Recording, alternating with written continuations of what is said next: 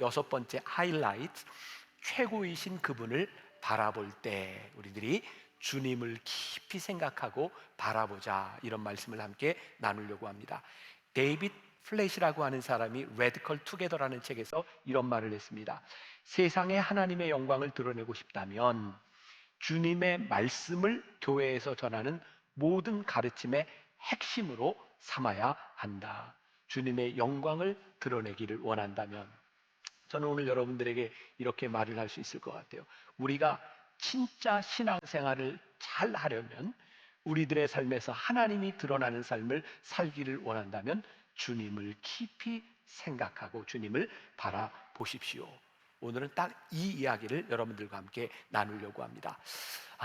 저는, 여러분들은 주님을 깊이 묵상하고 주님을 바라보며 신앙생활을 하고 있는가? 우리는 주변에서 이런 얘기들을 많이 듣습니다. 하나님께서 나를 통하여 영광을 받으실 거야. 우리 교회를 통하여 영광을 받으실 거야. 근데 정직하게 얘기해서 하나님의 영광보다는 우리들이 원하는 것이 이루어졌으면 좋겠는데, 그걸 어디에다 갖다 붙이냐면 하나님의 영광이라고 하는 말을 붙여서 우리의 욕심들을 드러낼 때가 참 많습니다. 저는 하나님을 믿는 사람들이 이게 어떤 표현이 됐든 성공을 한다, 중요한 일이라고 생각해요. 귀한 일이라고 생각합니다. 그런데 이 성경이, 이 성공이라고 하는 것이 예수님을 바라볼 때 그것이 기쁘고 정직해야 되지 않을까? 우리들의 성공이 하나님의 영광을 드러낼 뿐만 아니라 하나님의 거룩한 성품을 드러내야 하지 않겠는가? 우리 신앙에 있어서 정말 중요한 게 있다. 우리들이 무엇을 바라보는가? 우리들이 예수님을 깊이 묵상하며 살아가고 있는가? 이 하이라이트 시리즈 첫 번째 시간에 제가 최고의 예배에 대한 말씀을 나눴어요. 기억하냐고 물어보는 것도 좀 무리죠. 벌써 한참 지났어요. 혹시 기억하시는 분이 있다면, 제가 최고의 예배에 대해서 이야기하면서 로마서 12장의 본문을 가지고 말씀을 나누었는데, 그때 그런 이야기를 했어요.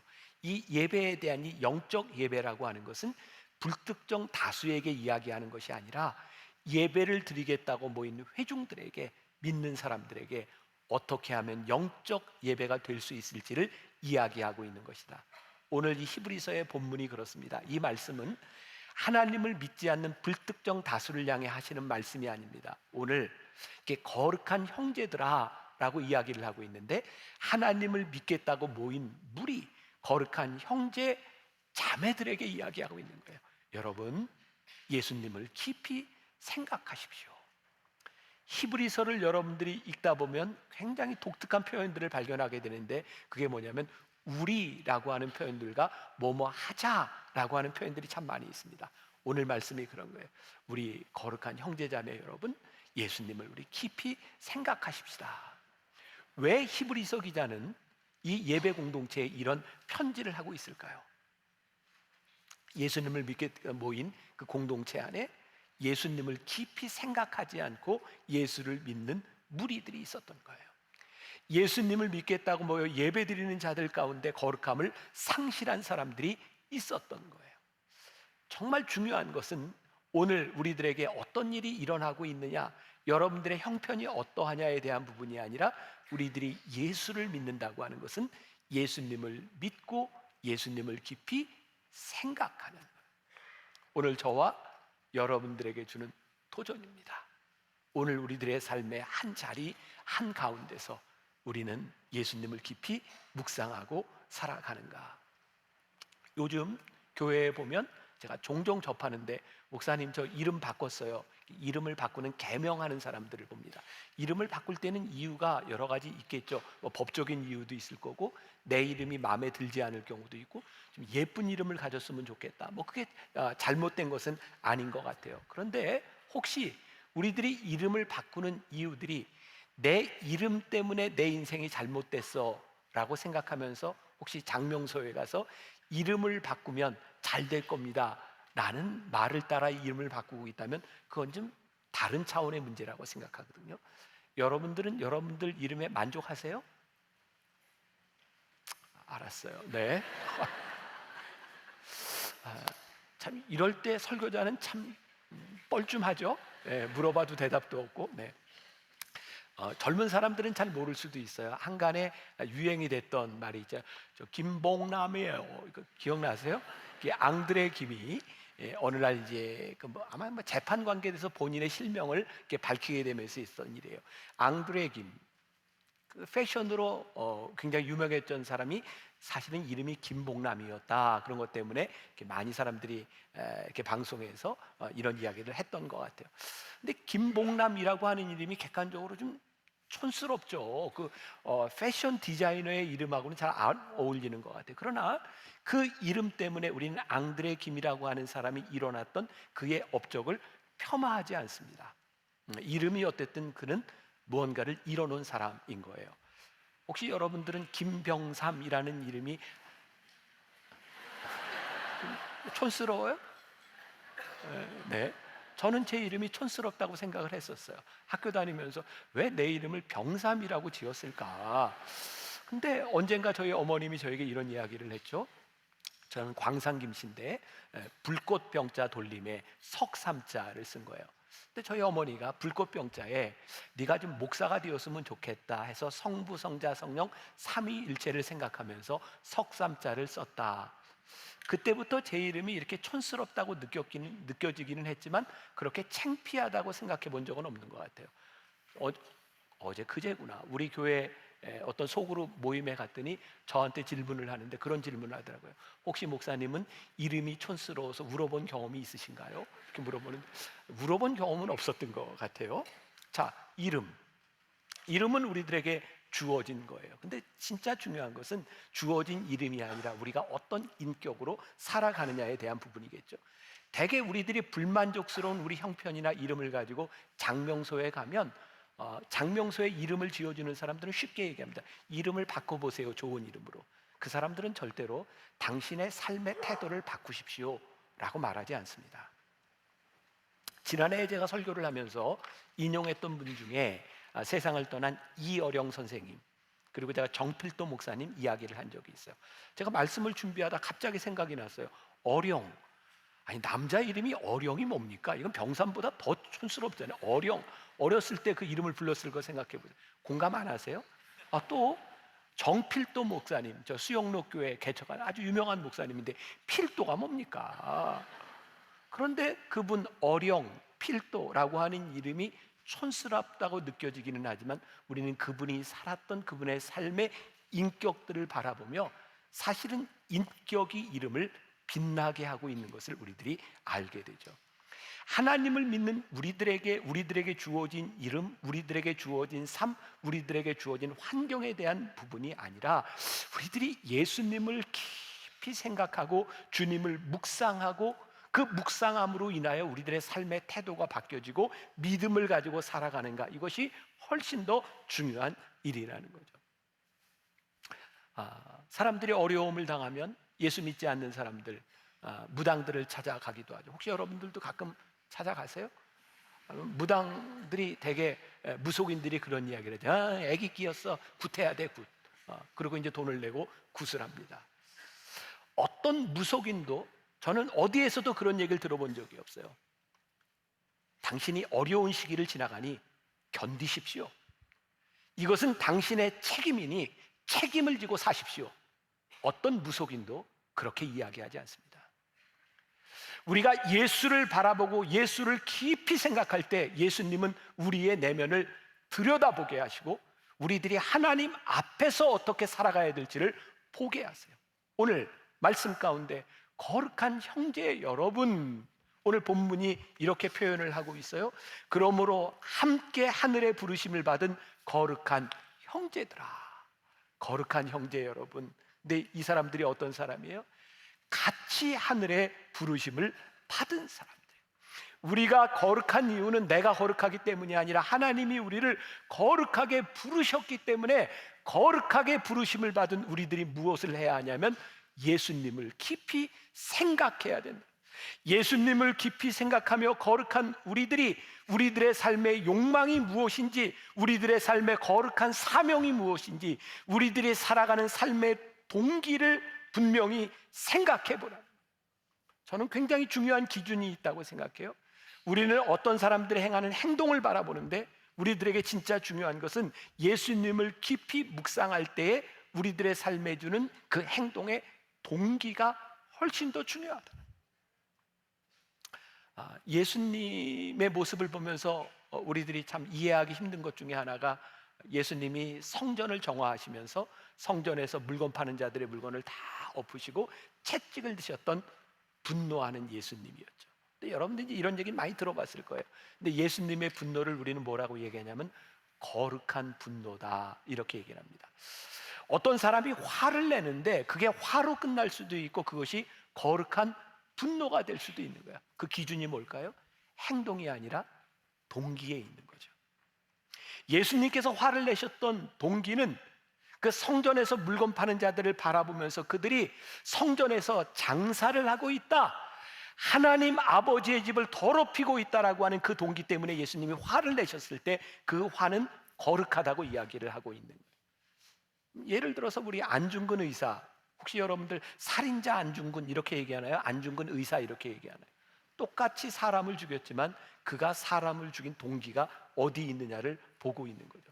당시에 성전에서 장사를 하고 있었던 사람들이 이상한 논리를 가지고 있었어요. 당시에 이스라엘 사람들은 포로기에 많이 흩어졌고 명절 때가 되면 예루살렘 성전에 모여서 제사를 드리는데, 그 제사를 드릴 때 성전에서 장사하는 무리들이 뭐라고 이야기를 하냐면, 여기에서 제사를 드리려면 이스라엘 돈으로 바꿔야 된다는 거예요. 그리고 그 돈을 바꿀 때에 폭리를 취하고 이득을 취하는 자들이었어요. 성전 앞에서 장사하고 있는 자들이 죄가 아니라 그들이 어떤 동기로 장사를 하고 있는가, 그게 예수님의 분노를 일으켰던 거예요. 저는 우리들이 진짜 올바른 신앙생활을 하기 위해서 이 신앙생활이 결코 쉽지 않다고 생각하거든요. 여러분들은 오늘 말씀을 들으면서 그런 기대를 하고 있을지 몰라요. 제가 담임 목사가 설교를 하면서 어떻게 살아야 될지를 이렇게 딱 정해서 이렇게 사십시오 라고 행위를 가르쳐주면 좋겠다. 근데 성경은요, 우리가 예수님을 깊이 묵상한다고 하는 것은 우리들이 어떤 행동을 해야 되는 행동의 지침에 대한 것이 아니라 우리들이 이 행동을 해야 되는 동기가 무엇인지를, 예수님을 깊이 묵상할 때 우리들에게 주시는 하나님의 뜻이 무엇인지를 생각나게 하는 것, 그것이 중요하다고 말씀하고 있어요. 자, 예를 들어봐요. 제가 20년 전 우리 만나교회 카페 파구스를 이렇게 막 시작할 무렵, 여러분 20년 전만 해도 우리 한국교회 카페 문화가 그렇게 많지 않았습니다. 우리 교회가 한국교회 카페 문화를 거의 처음 주도한 교회 중에 하나입니다. 그럼 그런 건 알고 카페 파구스 이용하시는 거예요? 제가 처음 그 카페를 만들고 이 교회 안에 교회로 들어가는 문이 아니라 밖에 담을 허물고 세상 사람들이 들어오는 카페를 만들고 이 주일날 카페에서 커피를 팔 때 제가 많은 논쟁 속에 있었어요. 많은 사람들이 저에게 그런 질문을 했어요. 목사님, 주일날 커피를 파는 게 괜찮은 겁니까? 그거 장사하는 것 아닙니까? 예수님이 채찍을 지셨던 거 아닙니까? 주중에는 팔아도 좋지만 주중에는 문을 닫아야 되는 것 아닙니까? 이런 질문들을 들은 적이 있어요. 여러분, 우리가 거룩을 잘못 이해하면, 신앙을 잘못 이해하면 우리들이 이분법적인 사고를 가질 수 있어요. 동기를 생각하지 않고 우리들이 행동하다 보면 율법적인 사람이 될 수 있어요. 예수님이 분노하셨던 이유는 성전에서 장사하는 사람이 있었기 때문이 아니라 그 장사하는 사람들의 동기가 잘못되었다는 거예요. 성경에 보면 예수님은 이 논쟁에 계속해서 휘말렸어요. 율법을 지키는 사람들은 늘 이분법적인 기준을 가지고 있어서 안식일에는 일을 하면 안 돼. 성경에 나오는 논쟁이죠. 예수님께서 병자들을 고치셨을 때에 율법학자들과 바리새인들은 어떻게 생각하냐면 안식일 날 병자를 고치는 게 일이라고 생각한 거예요. 그게 안식일을 어기는 일이라고 생각했어요. 근데 예수님은요, 이 땅 위에 계시면서 하나님을 묵상하셨어요. 하나님 아버지의 뜻이 무엇인지를 생각하셨어요. 그랬더니 주일날 병자들을 바라보며 그 병자들을 향한 안타까운 하나님 아버지의 마음이 보이기 시작했어요. 그래서 예수님은 안식일날 아버지 마음으로 아버지의 뜻을 가지고 환자들을 고쳐주세요. 여러분, 우리들이 올바른 신앙과 잘못된 신앙, 미신의 차이가 뭔지 아세요? 진짜 신앙은요, 하나님의 마음을 알고 예수님을 묵상함으로 인하여, 깊이 생각함으로 인하여 우리들이 행동의 동기가 될 때 그게 신앙이에요. 그런데 우리의 욕망을 채우기 위하여 우리들이 무언가를 하고 있다면 그것은 올바른 신앙의 모습이 아닌 거예요. 그러니까 우리들에게 이게 보여줘야 되는 거예요. 교회에서 헌금을 내요. 그런 교회들이 꽤 많이 있더라고요. 목사님께 기도를 받으려면 돈을 가지고 헌금을 가져와야 돼요. 여러분들도 그런 데서 신앙생활 하는 분들 꽤 있죠. 하나님의 영광을 가로채는 그 어떤 것도, 하나님이 하시는 일에 사람이 이득을 취하는 것은 옳지 않은 거예요. 우리들에게 이런 불면들이 있는가? 혹시 하나님의 영광을, 하나님의 감사를 사람들이 가로채고 있는 것은 아닌가? 우리들이 헌금에 대한 교육을 받고 우리들이 신앙생활을 하는 것, 이것이 전혀 잘못된 것이지 아니면 우리들이 올바른 헌금에 대한 교육을 받고 살아가고 있는가? 헌금이 하나님께 대한 감사에 대한 표현이 되면 그것은 옳은 헌금이지만, 혹시 이 헌금을 통하여 우리들이 무엇의 이득을 취하려고 한다면 하나님이 그 헌금 기쁘게 받으시지 않아요. 제가 우리 교회에서 우리 목회자들에게도 이야기를 하고 연초에도 그런 이야기를 했어요. 우리 목회자들이 신방을 가거나 주례를 하거나 장례를 하고 할 때, 그럴 때 사례비 여러분들 하지 마세요. 왜? 목회자는 목회자의 직분으로 마땅히 감당할 일들을 하는 겁니다. 저는 그렇게 가르칩니다. 그런데요, 만일 이것이 나에게 기준이 되어서, 이게 행동의 기준이 되어서 만일 그렇게 하지 마십시오라고 이야기를 한다면, 좋은 취지에서 이야기했는지 모르지만 그것도 또 하나의 독선이 될 수 있는 거예요. 참 신앙생활이 어려워요. 좀 이렇게 하라 마라 하면 좋을 텐데, 근데 저는 여러분들이 쉬운 신앙생활을 하는 사람들이 아니라 예수님을 좀 깊이 묵상하면서 우리들의 행동이 옳은 것인지, 내 동기가 옳은 것인지를 고민하며 살아가는 사람들이 되었으면 좋겠어요. 저는 이제 교인들이 대부분 알죠. 저는 결혼 주례비를 받으면 이게 다 아름다운 선교의 헌금으로 들어가서 어려운 사람들이나 좋은 일을 위해서 쓰여져요. 저에게 돌아오는 게 하나도 없어요. 저는 외부의 사례비를 받아도 제가 받는 거 하나도 없어요. 저는 제가 그렇게 살아갑니다. 그러나 이것이 내 기준이 되어서 이게 내 의가 되면 저도 바리새인이 되는 거예요.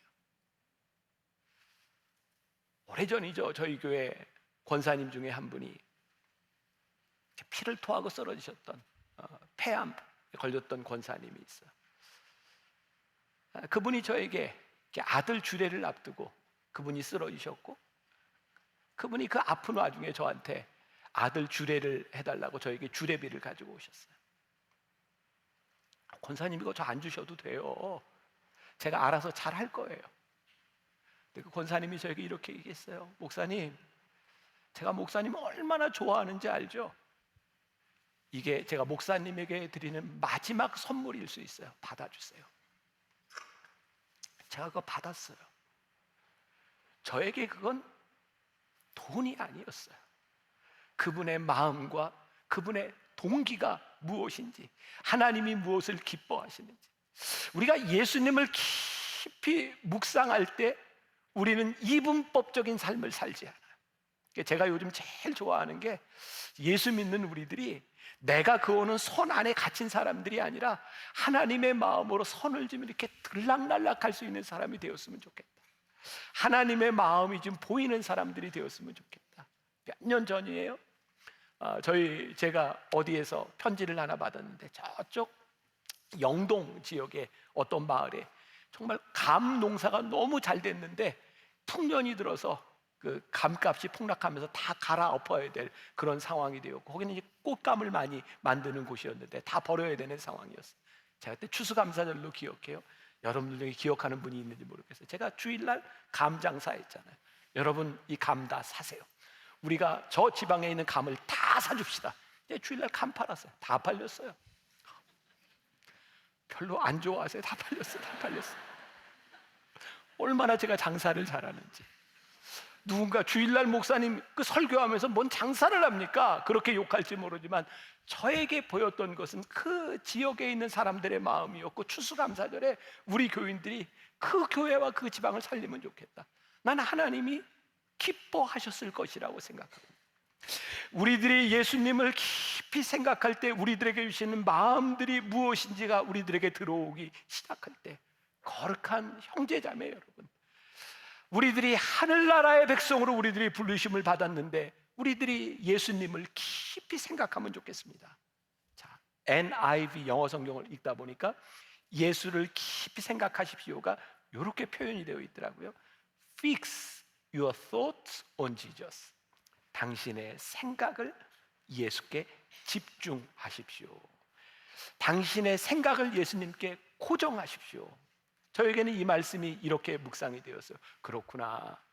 우리의 본성이, 우리들의 육신이 얼마나 약한지 예수님께 우리의 생각을 고정하지 않으면 우리는 참 쉽게 타락할 수 있는 존재들이고, 우리는 쉽게 우리들의 욕망에 우리들의 인생이 빗나갈 수 있는 사람들이구나.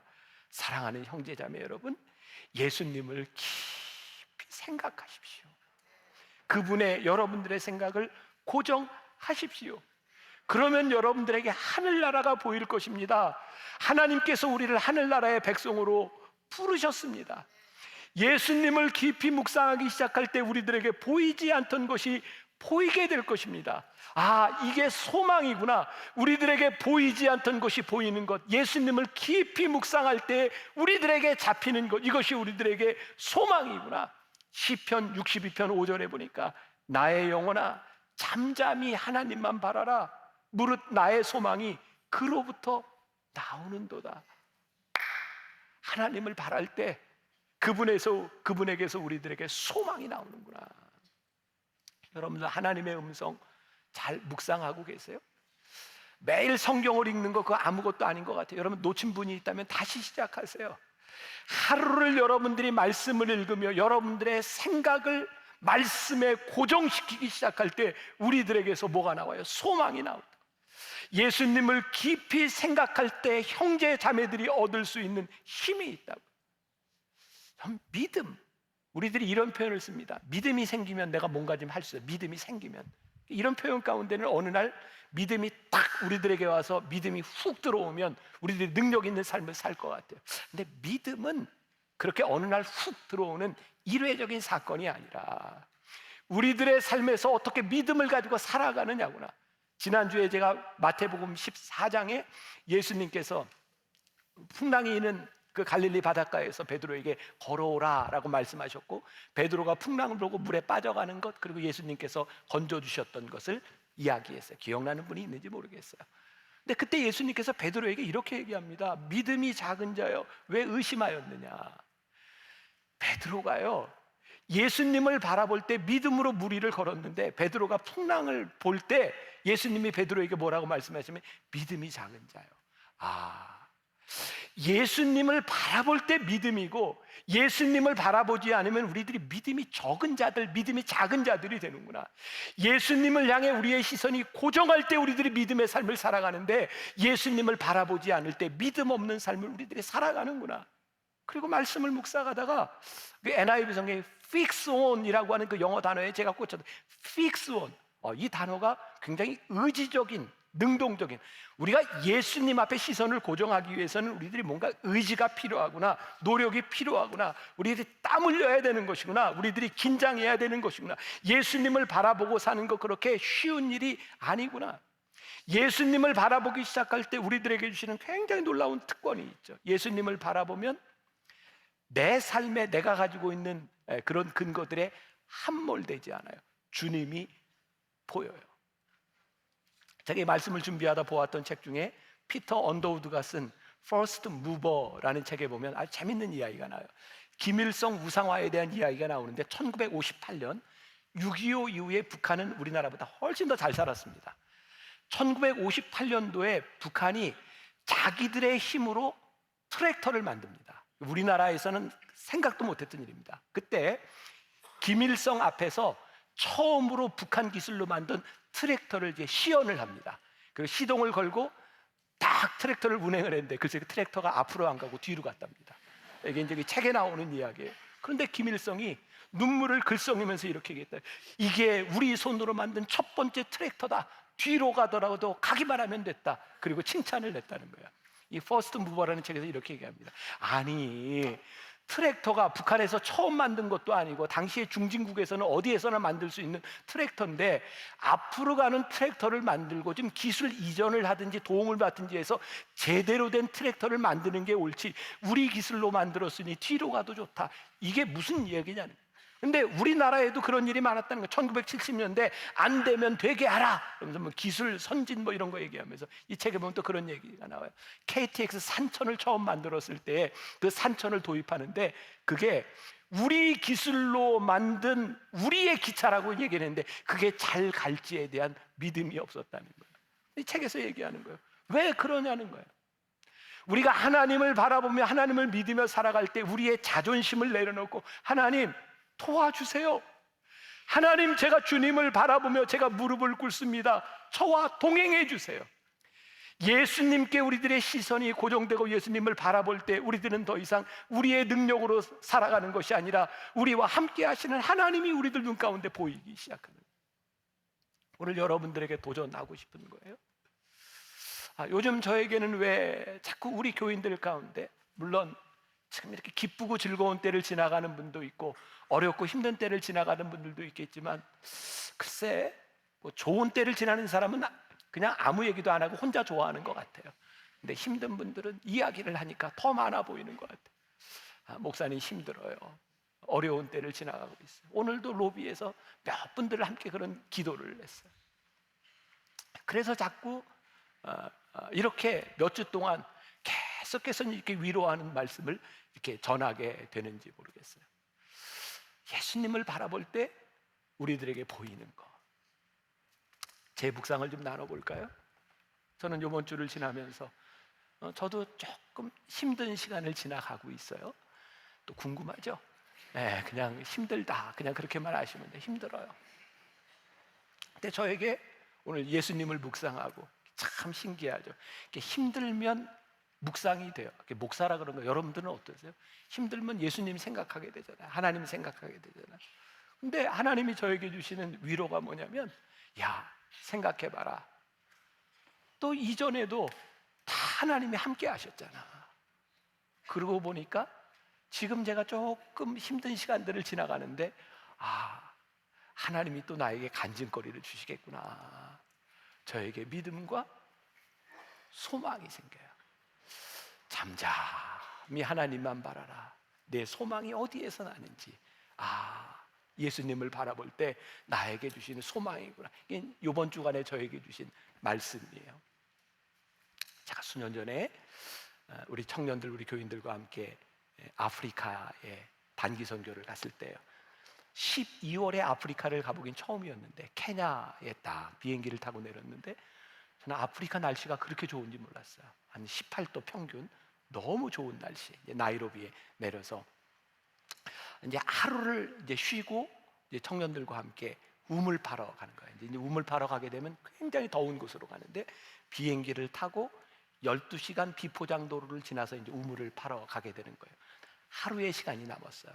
그래서 제가 우리 청년들을 다 데리고, 저는 이제 아프리카를 여러 번 가봤으니까, 나이로비에 그 케냐에 가면 카렌스 하우스라는 곳이 있어요. 혹시 여러분들 아웃 오브 아프리카라는 영화 보셨어요?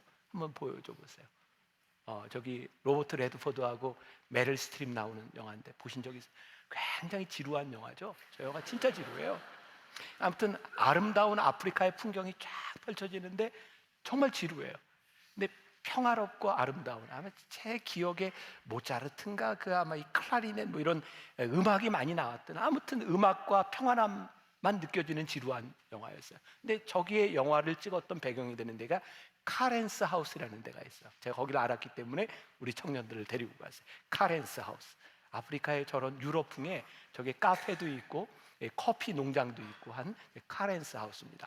우리 청년들에게, 야, 너희들 가서 커피 마셔, 그리고 좀 쉬어. 그리고 이제 청년들한테 이렇게 쉬라고 하는데 애들이 잘 못 쉬어요. 자기들끼리 얘기를 하는데 불안한 거예요. 내일이면 우리 12시간 타고 가는데 이거 혹시 당근 아니야? 그러면서 잘 못 쉬어요.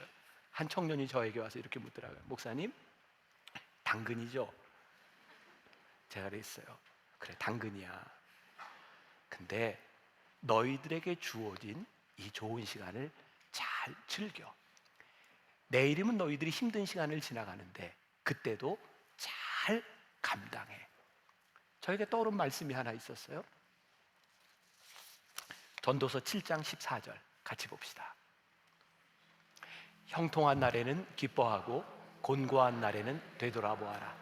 이 두 가지를 하나님이 병행하게 하사 사람이 그의 장래일을 능히 헤아려 알지 못하게 하셨느니라. 저 앞부분을 저는 이렇게 해석을 해봤어요. 형통한 날에는 찬송하고 곤고한 날에는 기도해라. 전 예수님을 묵상하며 사는 삶이 전 그렇다고 생각해요.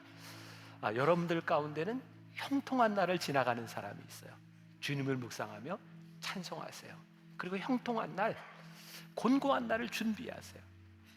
그리고 곤고한 날을 지나가는 사람이 있으면 예수님을 묵상하면서 기도하세요. 주님 도와주세요. 저에게는 계속해서 우리 교인들 가운데 이 곤고한 날을 지나가는 사람들이 많이 보여요.